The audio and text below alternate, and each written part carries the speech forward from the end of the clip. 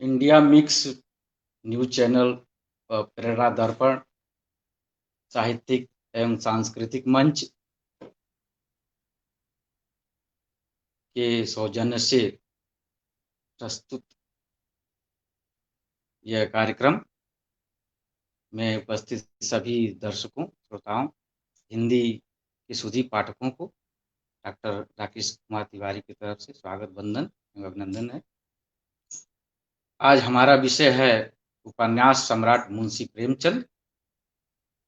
विषय का प्रारंभ करने के पहले सर्वप्रथम हम सरस्वती वंदना प्रस्तुत करेंगे। हे शारदे माँ, हे शारदे माँ, अज्ञानता से हमें तार दे।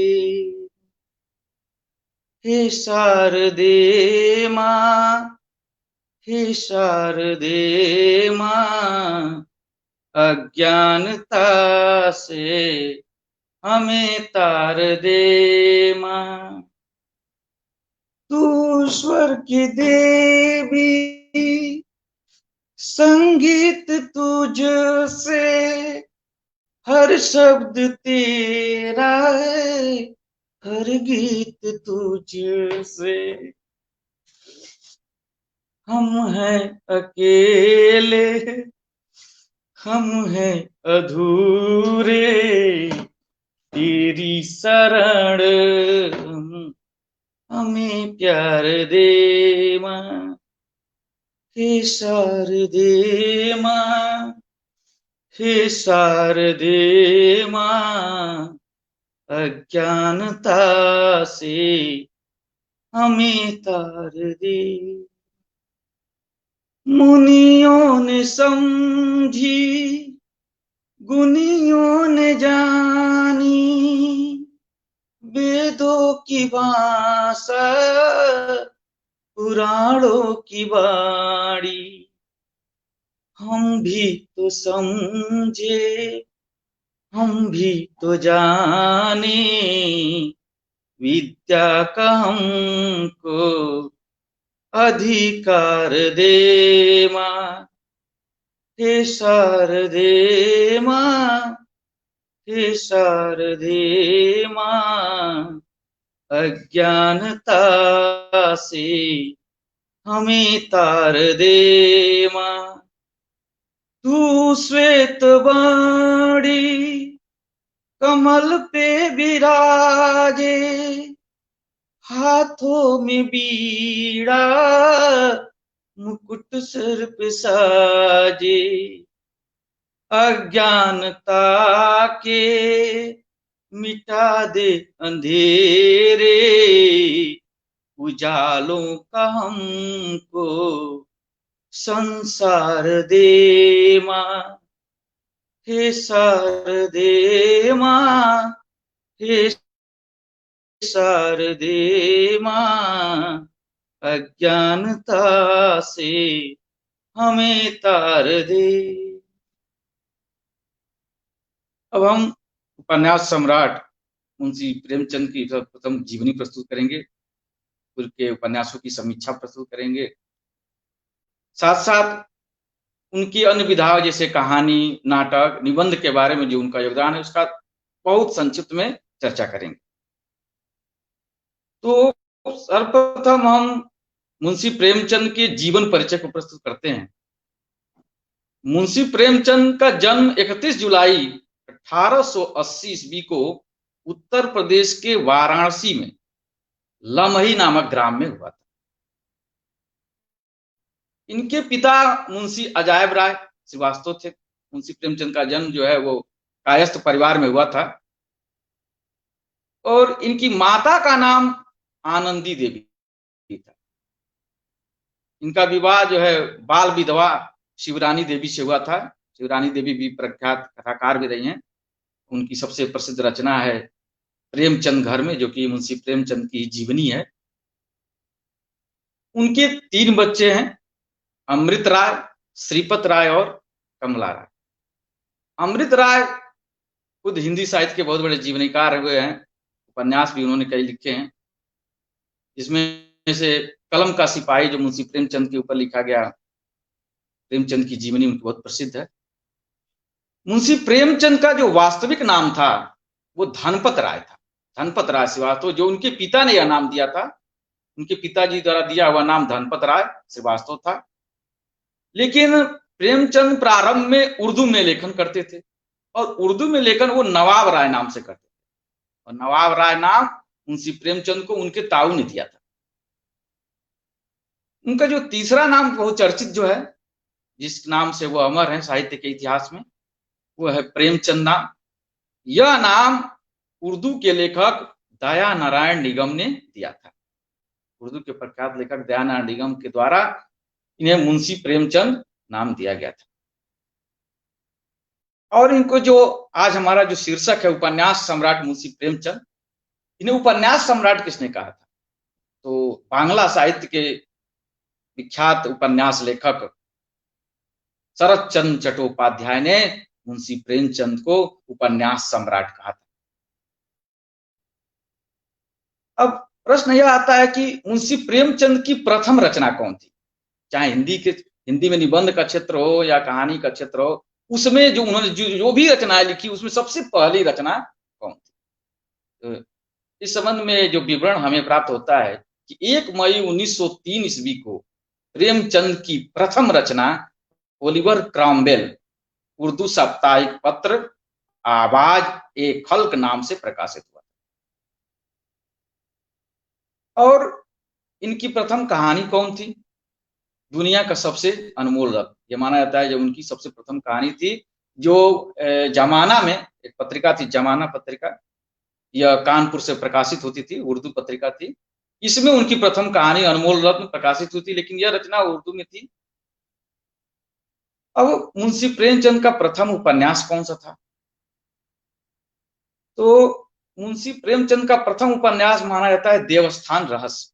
आज हम उनके उपन्यासों पर ही विशेष चर्चा करेंगे, क्रमवार उनके उपन्यासों के बारे में बताएंगे, फिर विशेषतः हम गोदान का महाकाव्यात्मक स्वरूप पर विवेचन देंगे। तो मुंशी प्रेमचंद को माना जाता है कि ये आदर्शोन्मुख यथार्थवादी उपन्यासकार, यानी प्रारंभ में ये यथार्थ की तरफ चले, फिर यथार्थ से धीरे धीरे आदर्श की तरफ बढ़े। इनके उपन्यासों का जो क्रम है वो इस प्रकार है। पहला है देवस्थान रहस्य, ये 1905 ईस्वी में प्रकाशित हुआ था, और इनके प्रथम उर्दू उपन्यास असरारे मवाबिद, जो कि 1903 ईस्वी में प्रकाशित हुआ, उससे यह रूपांतरित किया गया है। यानी ये भी रचना अभी हिंदी की रचना नहीं थी, भले ही यह मुंशी प्रेमचंद का प्रथम उपन्यास था देवस्थान रहस्य। इसमें मुंशी प्रेमचंद ने विशेषकर मंदिरों, तीर्थों व स्थानों में फैले हुए भ्रष्टाचार के बारे में विवेचन किया है। प्रेमचंद का दूसरा उपन्यास, प्रेमचंद का जो दूसरा उपन्यास है वो प्रेमा है, वो भी अभी हिंदी का उपन्यास। प्रेमा उपन्यास दो सखियों के विवाह नाम से प्रकाशित हुआ 1960 में, और 1929 में यही उपन्यास प्रतिज्ञा नाम से प्रकाशित हुआ था। प्रेमा उपन्यास का विषय वस्तु क्या था? प्रेमा उपन्यास में मुंशी प्रेमचंद ने विधवाओं और अछूतों का प्रश्न उठाया है।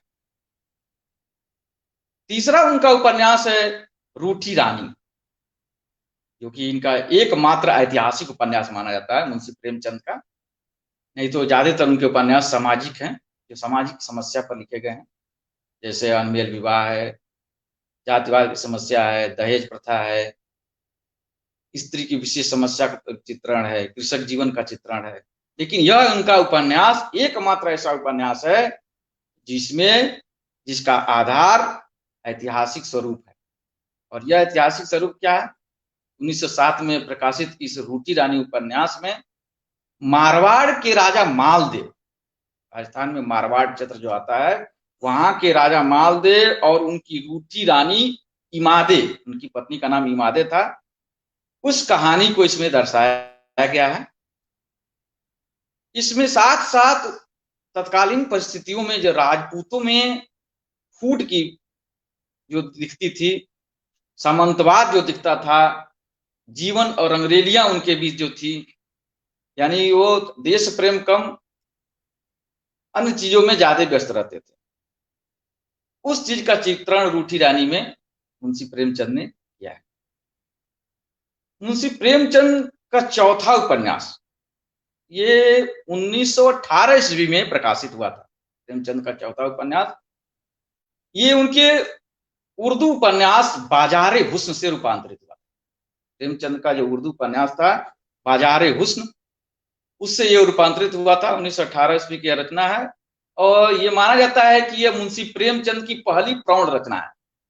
अभी तक जो भी रचनाएं थी उतनी प्रौढ़ता उसमें नहीं थी प्रेमचंद की इन उपन्यासों में, लेकिन जो उनका जो ये सेवा सदन रचना है, यह माना जाता है कि यह पहला प्रौढ़ रचना है।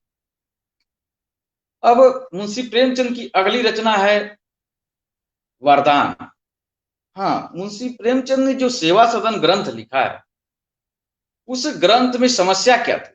उस ग्रंथ में जो समस्या उठाया है उसमें बेमेल विवाह, जैसे सुमन का जो विवाह होता है एक बुड्ढे के साथ कर दिया जाता है और सुमन को बाद में वेश्या जीवन जीना पड़ता है। और इसका उद्देश्य जो था मुंशी प्रेमचंद का, वो वेश्याओं के जीवन में सुधार की समस्या को उठाना था और इसी समस्या को लेकर उन्होंने सेवा सदन इस ग्रंथ को लिखा था। अंत में वही जो सुमन रहती है वह अपने पति की कुटिया में जाती है और वहां एक सेवा सदन की स्थापना करती है। कुल मिला के समस्या जो वेश्या जीवन की समस्या है उसका बहुत ही अच्छे ढंग से विश्लेषण इसमें इन्होंने प्रस्तुत किया है मुंशी प्रेमचंद जी ने। अगली रचना इनकी है वरदान। प्रेमचंद के उर्दू उपन्यास, एक जो उनका प्रेमचंद का उर्दू उपन्यास था जलवाए इशार, प्रेमचंद का जो उर्दू उपन्यास जलवाए इशार से रूपांतरित था। यानी अभी तक जितनी भी रचनाएं हम अभी तक पढ़ रहे हैं सब रूपांतरित ही अभी चल रही हैं। अभी सीधे हिंदी में लिखी कोई उपन्यास अभी हम प्रस्तुत नहीं। यानी कि जो प्रेमचंद का उर्दू उपन्यास था जलवाए इशार, ये 1912 ईस्वी में इसको उर्दू में लिखा था और इसी से रूपांतरण उन्होंने 1921 ईस्वी में वरदान नाम से किया। इसमें उन्होंने प्रेम व विवाह की समस्या को प्रस्तुत किया। प्रेमचंद की अगली रचना यानी उनका अगला उपन्यास जो छठवां उपन्यास है वो है प्रेमाश्रम। यह 1921 ईस्वी में प्रकाशित हुआ था और ये भी रचना जो है मुंशी प्रेमचंद का, ये भी गोसाए आफियत जो उर्दू रचना थी मुंशी प्रेमचंद की उर्दू उपन्यास, उससे रूपांतरित था प्रेमाश्रम। इसमें उन्होंने औपनिवेशिक साम्राज्य, जमींदारों, किसानों की दुर्वस्था आदि का वर्णन करते हुए उसके समाधान भी प्रस्तुत किया है। समाधान के रूप में उन्होंने क्या प्रस्तुत किया है कि अंत में जो लखनपुर गांव रहता है उस गांव में एक प्रेमाश्रम की स्थापना की जाती है और जमींदारों की समस्या, जमींदारों के द्वारा शोषित किसानों की इस दुर्वस्था को दूर करने का प्रयास किया। उनका अगला उपन्यास जो मुंशी प्रेमचंद का है वह है रंगभूमि। यह बहुत ही चर्चित उपन्यास है मुंशी प्रेमचंद का और इस पर गांधीवादी जीवन मूल्यों का प्रभाव भी मिलता है। ऐसा माना जाता है कि गांधीवादी दर्शन से इसमें प्रभावित हुए थे। रंगभूमि भी 1925 में प्रकाशित हुआ था और ये भी उनका हिंदी का भी उपन्यास है, ये भी उर्दू से ही रूपांतरित उपन्यास है। जो उर्दू से रूपांतरित हुआ था वो उर्दू जो उपन्यास था उसका नाम था चौगाने हस्ती।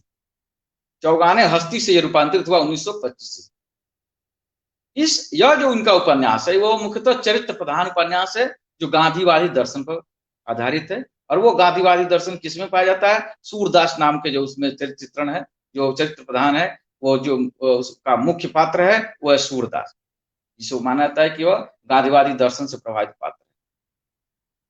इस सूरदास के माध्यम से मुंशी प्रेमचंद जी ने पूंजीवादी शोषण तथा चरित्रहीनता आदि चीजों का वर्णन किया है।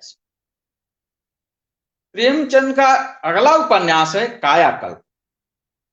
ये 1926 में प्रकाशित हुआ था और यही मूल रूप से हिंदी में लिखा गया मुंशी प्रेमचंद का पहला उपन्यास है। अभी तक जो भी रचनाएं थी, जो हमने 7 रचनाएं अभी तक पढ़ी, लाइन से देवस्थान रहस्य, प्रेमा, रूठी रानी, सेवा सदन, वरदान, प्रेमाश्रम, रंगभूमि, ये 7 रचनाएं उर्दू से रूपांतरित थी। लेकिन कायाकल्प यह मूल रूप से हिंदी पांडुलिपि में लिखा गया था, और यह इसलिए माना जाता है कि मूलतः हिंदी में लिखा हुआ यह उनका पहला उपन्यास था मुंशी प्रेमचंद।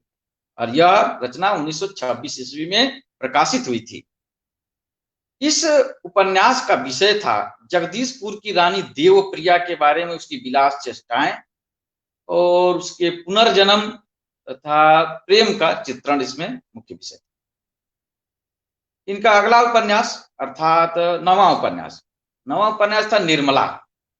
ये 1927 ईस्वी में प्रकाशित हुई थी। इसमें मुंशी प्रेमचंद ने दहेज व अनमेल विवाह की समस्या को मुख्यतः चित्रित किया है। प्रेमचंद का 11वां उपन्यास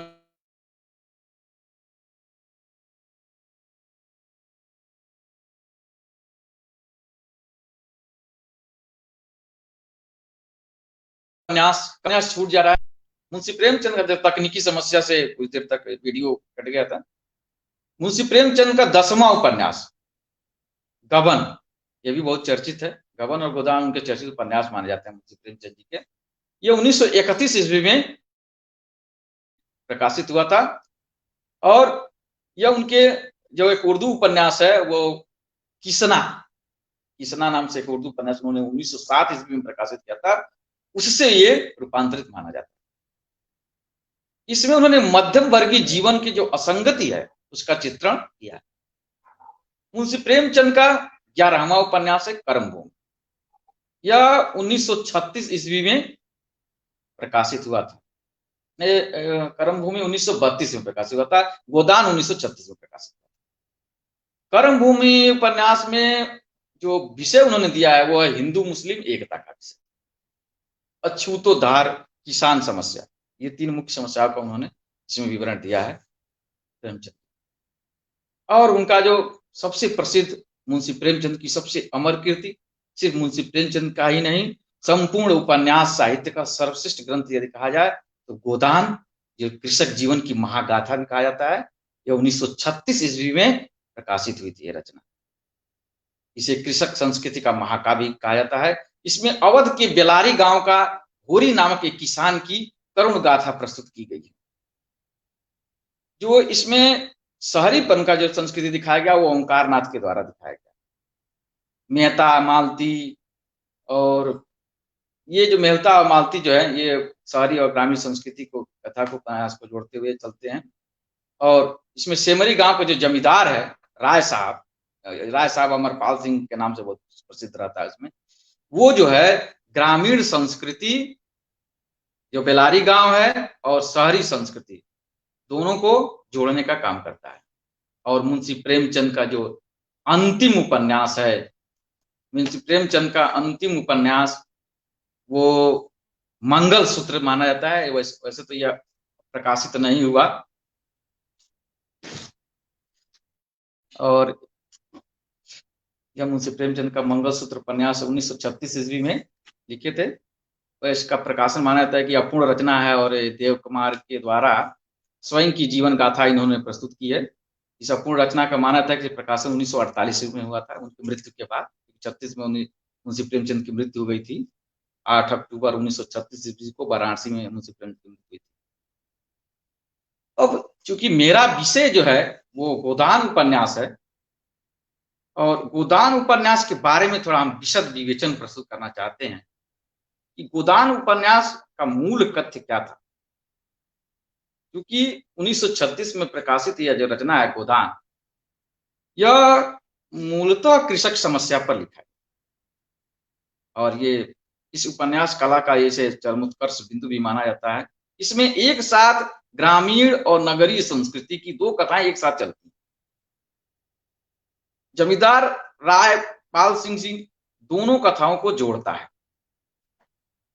और गोदान उपन्यास के थोड़ा हम पात्रों के बारे में चित्रण। गोदान उपन्यास के जो मुख्य पात्र थे उसमें है होरी, धनिया, गोबर, राय साहब, मेहता, मालती, गोविंदी, दाता दीन, सिलिया और माता दीन, धुनिया, भोला। लेकिन इस उपन्यास जो मुंशी प्रेमचंद का यह प्रसिद्ध उपन्यास है गोदान, इस उपन्यास का जो नायक है वो होरी है और होरी है, और इसके जो नायिका है वो धनिया है। इन्हीं दोनों के जीवन पर ये चित्रित है ये उपन्यास। इसमें मुंशी प्रेमचंद जी ने उस समय का चित्र, जमींदारी प्रथा का जो चित्रण किया है, उसके द्वारा कृषकों की जो दुर्वस्था है उसका जो चित्रण किया है, यही उसका मुख्य विषय है। जो होरी होरी जो इस उपन्यास का जो नायक है, उसकी एकमात्र अभिलाषा थी गाय लेने की। गाय उसके जीवन के लिए संपत्ति थी, प्रतिष्ठा की सूचक थी। जैसे जैसे उसने भोला से गाय उधार लेने की बात सोची, होरी के भाई हीरा ने ईर्ष्यावश गाय को जहर देकर मार डाला। इसी तरह से तो वह गाय आई थी, लेकिन जो उसका भाई भोला था वो जहर देकर मार डाला। होरी पर तो समझे कि विपत्तियों का पहाड़ सा आ गया। इसी विडंबना में एक छोटी सी इच्छा जो उसकी पूरा नहीं हो पाता उस किसान होरी की, गाय रखने की, जिसके द्वारा वो अपनी प्रतिष्ठा को दिखाना चाहता था, लेकिन वो भी पूरा नहीं हो सका। उसका पुत्र गोबर जो है वो भोला की जो विधवा झुनिया उससे प्रेम करती है, इसमें दिखाया गया। वो उस समाज के को भाजन भी पड़ता है उसके ऊपर, और पुलिस को रिश्वत देनी पड़ती है, कर्ज लेना पड़ता है, और हीरा के परिवार का पालन पोषण भी करना पड़ता है। होरी का जो अंतिम समय है, जब वो परलोकगामी होने लगता है, तभी सुधरेगा जब इसे गोदान करा दिया जाएगा, ऐसी सोच है वहां पे। गोदान नाम अंत में 3 रुपये का, तो उसकी पत्नी 3 रुपये प्रस्तुत करती है कि यही होरी का गोदान है, अर्थात गो का दान नहीं होता है, उस 3 रुपये का ही दान होता है। यहाँ यह दिखाए कोशिश किया कि गरीबी संस्कृति क्या है, कृषक संस्कृति क्या है, और गरीबी में कैसे ये कृषक जीते हैं। इसलिए इसे कृषक जीवन का महागाथा भी कहा गया है। मुंशी प्रेमचंद के इस कृषक महाकाव्य के बारे में हमने अभी प्रस्तुत किया।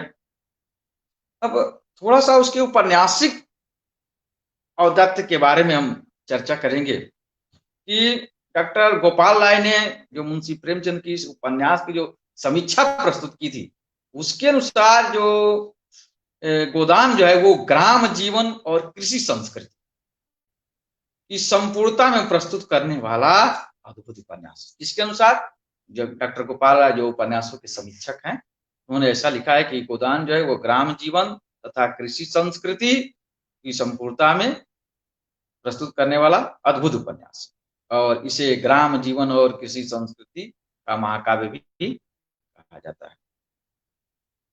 मुंशी प्रेमचंद का गोदान चरित्र सृष्टि की दृष्टि से निश्चयात्मक रूप से माना जाता है कि यह महाकाव्यात्मक उपन्यास है। इसी में ये बहुत प्रसिद्ध है। इसी में बहुत प्रसिद्ध जो पंक्ति इसमें कहा जाता है कि जिस पैर के नीचे गर्दन दबी हो उसे सहलाना ही श्रेयस्कर होता है। कर्ज वह मेहमान है जो एक बार आने के बाद दोबारा वापस जाने का नाम नहीं लेता। तो इस प्रकार मुंशी प्रेमचंद का जो गोदान उपन्यास है उसका जो महाकाव्यात्मक औचित्य, हम चूंकि समय अभाव है, कम समय में बोलना है, इसलिए हम इसे विस्तृत नहीं रखते हैं। और थोड़ा सा ध्यान मुंशी प्रेमचंद की हम अन्य कृतियों पर भी देना चाहेंगे। जैसा कि मुंशी प्रेमचंद उपन्यासों के साथ साथ कहानियां भी लिखे हैं। उनकी 301 कहानियां मानी जाती हैं जो प्रकाशित हुई थी। तो इन कहानियों का हम थोड़ा सा विवरण, बहुत बेहद न जा करके थोड़े समय देना चाहेंगे। तो हमने अभी बताया था कि इनकी जो पहली रचना मानी जाती है, जो हिंदी में जो उनकी लिखी हुई पहली रचना मानी जाती है वो साउथ मानी जाती है, जो 1915 ईस्वी में सरस्वती में प्रकाशित हुई थी। परंतु कुछ आलोचक जो हैं वो साउथ को नहीं, उनकी एक रचना है पंच परमेश्वर, ये 1916 ईस्वी में प्रकाशित हुई थी, इसे लोग प्रथम कहानी मानते हैं। प्रेमचंद की अंतिम कहानी कौन है? कफन, ये 1936 ईस्वी में प्रकाशित हुई थी। जैसे कि हमने अभी बताया कि मुंशी प्रेमचंद का जो प्रथम उपन्यास है वो देवस्थान रहस्य है और अंतिम उपन्यास मंगलसूत्र है। उसी तरह मुंशी प्रेमचंद की जो प्रथम कहानी जो हिंदी में लिखी गई थी वो है सौत। वैसे तो कुछ विद्वान पंच परमेश्वर को भी मानते हैं और अंतिम कहानी उनकी कफन है। प्रेमचंद के 300 कहानियों का जो संग्रह है वो 8 भागों में मानसरोवर में प्रकाशित। अब मुंशी प्रेमचंद का प्रथम कहानी संग्रह कौन? तो नवाब राय नाम से उनकी एक कहानी संग्रह प्रकाशित हुआ था जिसका नाम था सोजे वतन।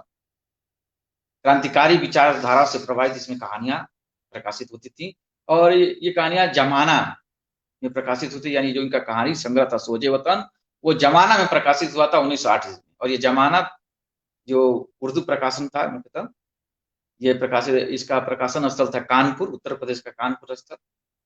इस जमाना में 5 कहानियां संग्रहित थी। जो जमाना जो पत्रिका है उसमें जो सोजे वतन प्रकाशित हुआ था उसमें 5 कहानियां। पहली कहानी कौन थी? इसकी दुनिया व हुब्बे वतन, उर्दू में था। दूसरा उनकी प्रमुख कहानियां है दुनिया का सबसे अनमोल रतन, जैसा कि माना जाता है कि यह मुंशी प्रेमचंद की प्रथम कहानी है, लेकिन यह उर्दू में है, हिंदी में नहीं। हिंदी में तो जो उनका था वो कहानी सौत है जो 1915 ईस्वी में सरस्वती में प्रकाशित हुई थी। इस संग्रह का तीसरी रचना, यानी कि पहली रचना हमने आपको बताया हुब्बे दुनिया, इसके दुनिया व हुब्बे रतन। दूसरा दुनिया का सबसे अनमोल रतन। तीसरा जो उनकी रचना है शेख मखमूर। चौथा इसमें रचना है सोजे वतन की सीले आतम, अर्थात इसका जो अगला अन्य नाम है शोक का पुरस्कार। तो ये जो रचना सोजे वतन थी इसको अंग्रेज सरकार ने खासकर जो हमीरपुर का कलेक्टर था उसने इस पर सिंडिशन अर्थात देश के भी विद्रोह, देशद्रोह की भावना का आरोप लगा करके सोजे वतन को 1911 ईस्वी में जब्त कर लिया था और जब्त करके इसको जला डाला गया था। इसके बाद से, यानी जब सोजे वतन उनकी जो रचना थी जब अंग्रेजों द्वारा जब्त कर ली गई तो मुंशी प्रेमचंद जो नवाब राय नाम से लिखते थे, तब से जब्त करने के बाद मुंशी प्रेमचंद नाम से लिखना शुरू कर। मुंशी प्रेमचंद की जो कहानी संग्रह है, अभी तो वैसे हमने बताया कि मानसरोवर जो 8 भाग में प्रकाशित हुआ था उसमें उनकी 301 कहानियां जो है प्रकाशित हुई थी, लेकिन उनकी कुछ कहानी संग्रह लगभग 27-28 कहानी संग्रह, उसका थोड़ा सा विवरण हम प्रस्तुत करेंगे। उनकी पहला कहानी संग्रह है सप्त सरोवर जो 1917 में प्रकाशित हुआ।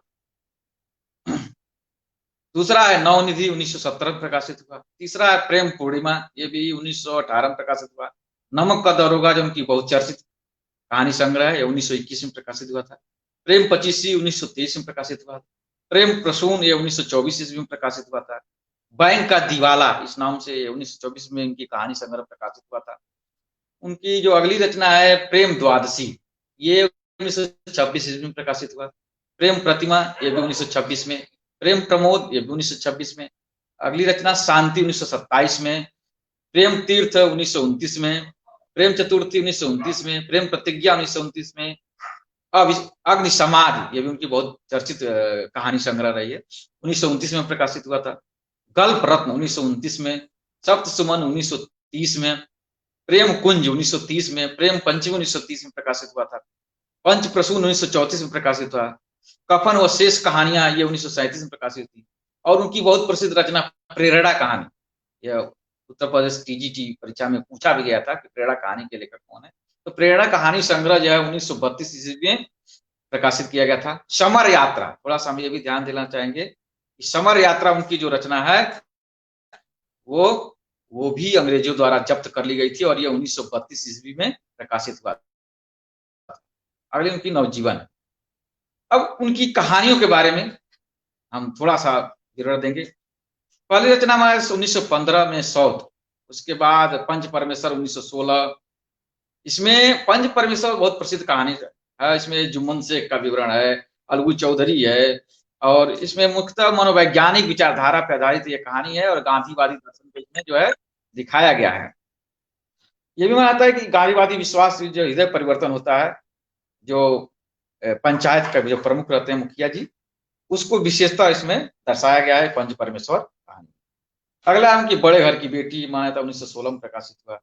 जनता का दंड 1916 में प्रकाशित हुआ। और ईश्वरीय न्याय 1917 में प्रकाशित हुआ। बलिदान 1918 में प्रकाशित हुआ। आत्माराम 1920 में। बूढ़ी काकी, ये भी बहुत प्रसिद्ध रचना है, 1920 में प्रकाशित हुआ था। और ये गांधीवादी विश्वासों से प्रेरित रचना है। उनकी अगली रचना जो है विचित्र होली, ये भी 1921 में प्रकाशित हुई। गृहदाह 1922 में प्रकाशित हुई। हार की जीत 1922 में। हाँ, हार की जीत नाम से एक चीज और बताया जाएंगे कि सुदर्शन ने भी हार की जीत कहानी लिखी थी, और ये सुदर्शन का जो हार की जीत है वो ज्यादा चर्चित रचना है।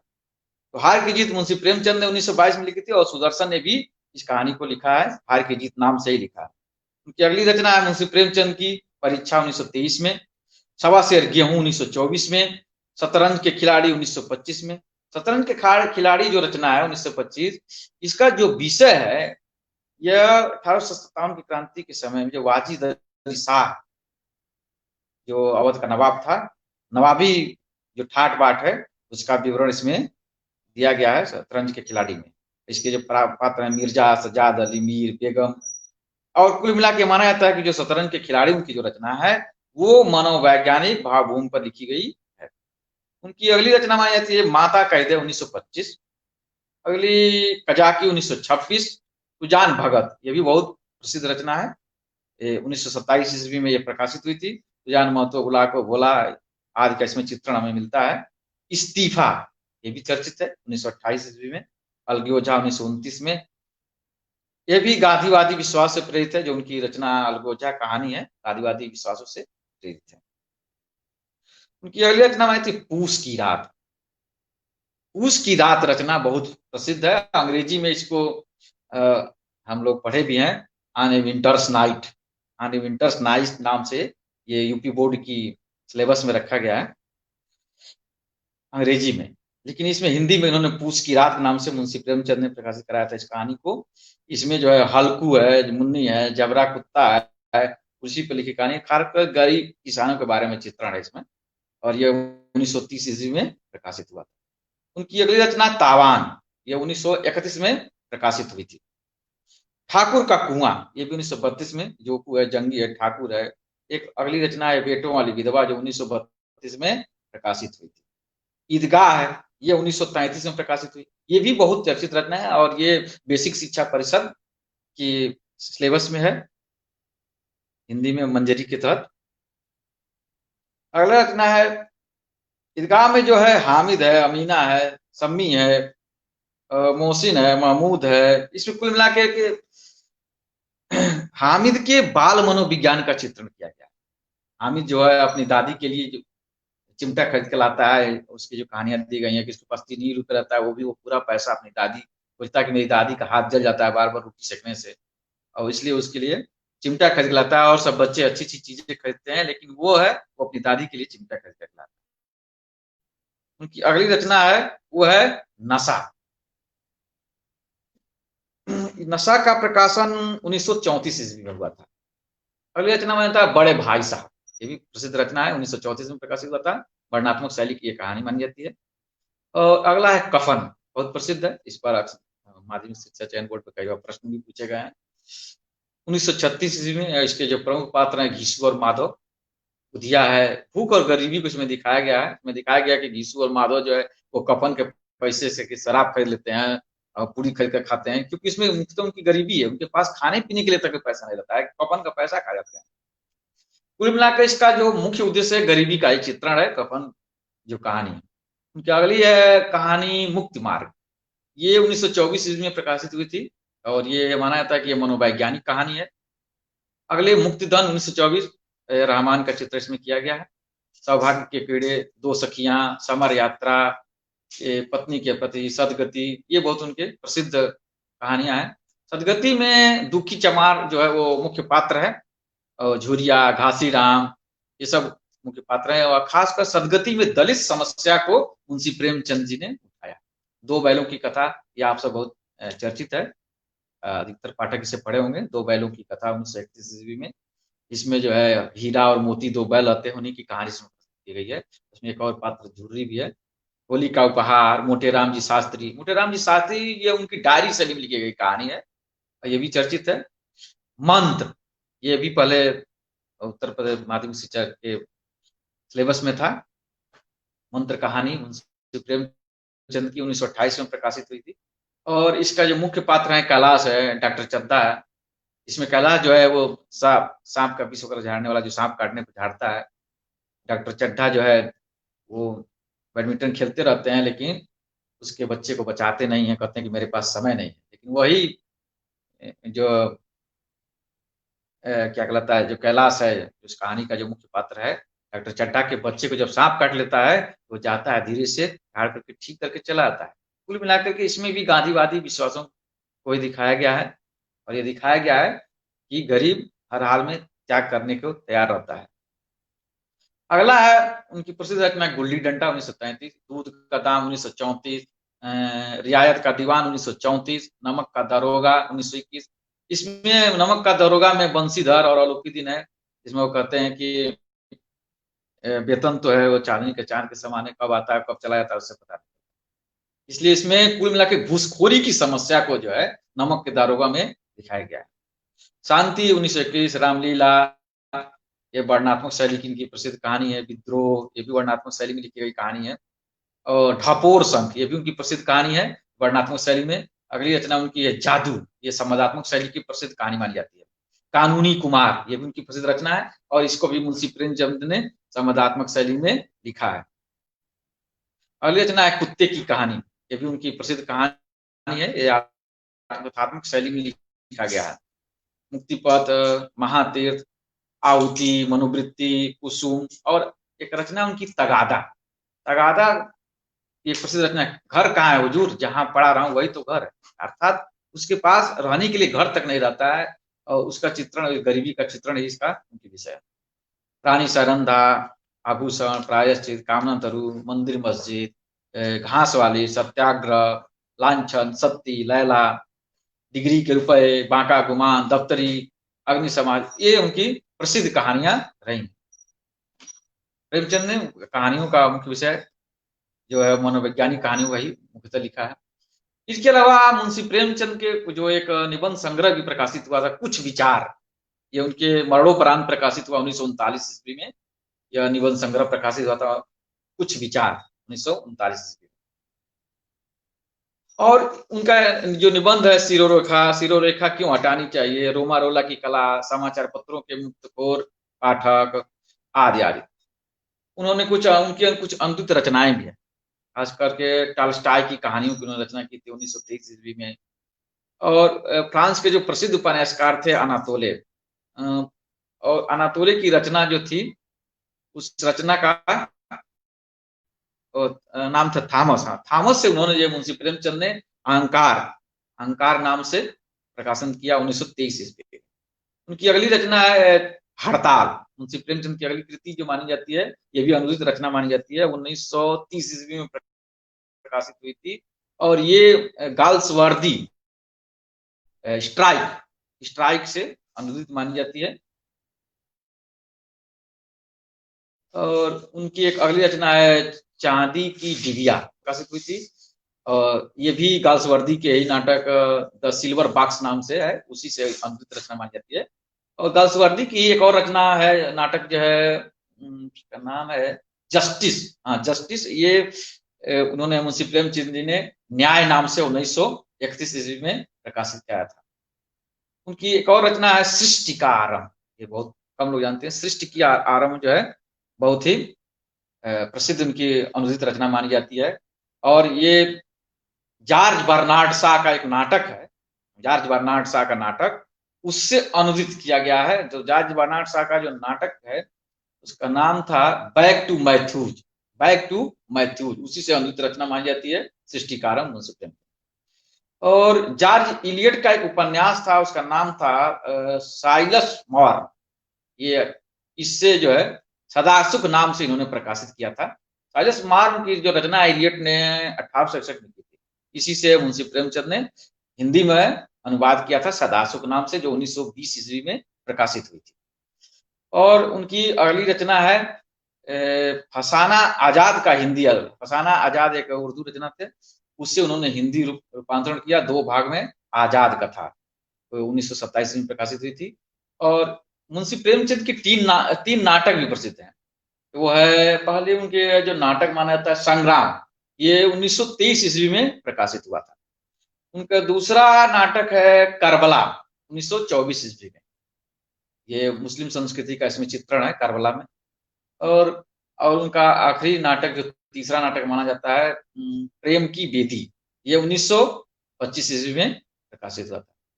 तो इस तरह हमने मुंशी प्रेमचंद की विभिन्न रचनाओं के बारे में बताया। अब अगला कार्यक्रम जब निर्धारित किया जाएगा इंडिया मिक्स के द्वारा और प्रेरणा दर्पण साहित्यिक मंच के द्वारा, तो अगली प्रस्तुति अगले दिन रहेगी। बस जय हिंदी, जय हिंद।